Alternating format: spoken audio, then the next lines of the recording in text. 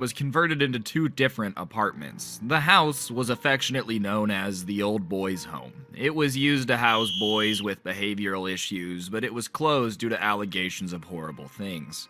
Anyways, I was living with my boyfriend and 3-year-old daughter at the time. My bedroom had a large fireplace that had been boarded up and painted over. I decided to push my bed up against it one day while I was rearranging things. It was like a headboard.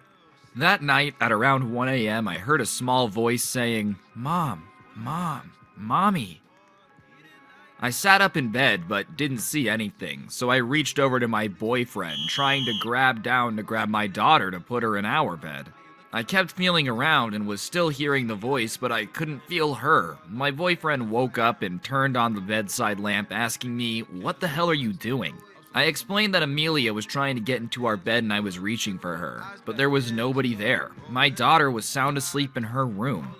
Then, the next night came. At around 1 a.m., my dog started to whimper at our door, so my boyfriend got up to take him outside. You know that feeling in a bed when someone lies down next to you, where the bed pushes in and there's a warmth on your back? I felt that, so I assumed my boyfriend had come back to bed. I rolled over, and my boyfriend wasn't in bed, but I felt the bed release pressure. Whatever was laying next to me had gotten up in that second, and I moved my bed the next day to the other side of the room and never had another incident in the 2 years I remained in that house. Okay, so this was probably 15-ish years ago now. When I was in high school, my group of friends used to spend a lot of time at a particular friend's house because it was huge. But it was also quite an old house. The thing that made it really great were that his parents were cool with us taking over when we were there. We'd make a dinner for about 10 people, stay up late listening to music and playing video games, and they never seemed to mind. Anyways, one evening, we're all sitting in his room, watching TV.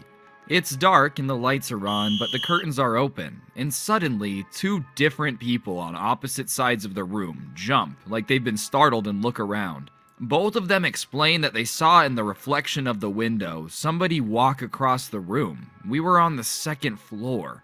None of us had moved. It freaked a few of the girls out and we had to calm them down a bit. Flash forward to a couple weeks later, and we found a pack of cards in our friend's house that had letters on them. Somebody suggested that we could use these as a Ouija board and figure out if our friend's house was actually haunted. We got a big wooden board, I think it might have actually been the top of a table once upon a time, and arranged the cards in a circle around the edge with an extra 2 homemade yes and no cards. We grabbed a glass and off we went. It started to answer questions, telling us that it was a man who used to live in the house and had died there.